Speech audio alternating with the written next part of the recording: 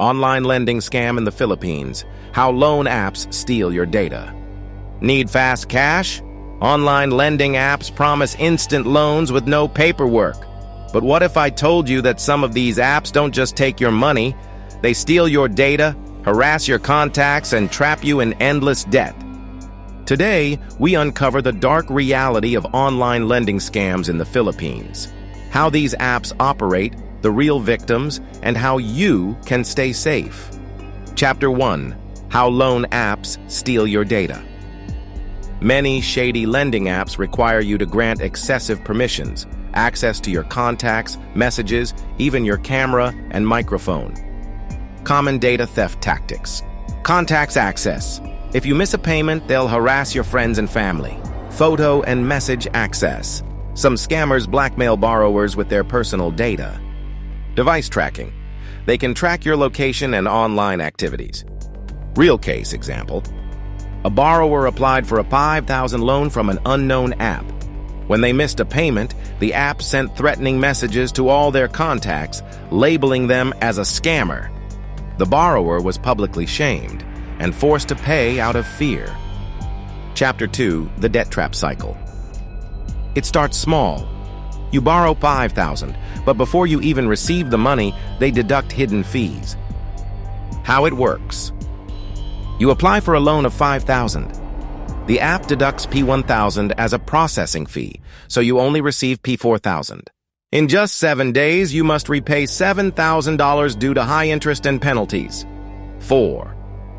Since you can't pay, you borrow from another app, and the cycle continues. Legal lenders like banks or GCash G Loan have fixed interest rates and regulated terms. But predatory loan apps? They exploit borrowers by forcing them into endless debt. Chapter 3.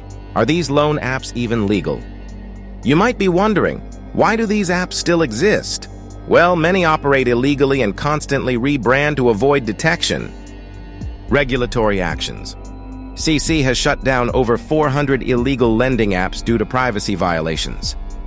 The NPC, National Privacy Commission, has received thousands of harassment complaints from borrowers.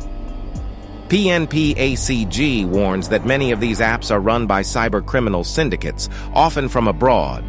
If an app is not SEC registered, it's likely illegal and dangerous. Chapter 4. How to protect yourself. How to avoid loan app scams. Check if the app is SEC registered. Use the official SEC website to verify.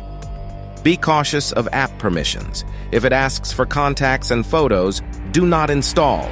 Use legal financial services. Banks, GCash G Loan, Maya Credit, and other BSP-regulated platforms are safer.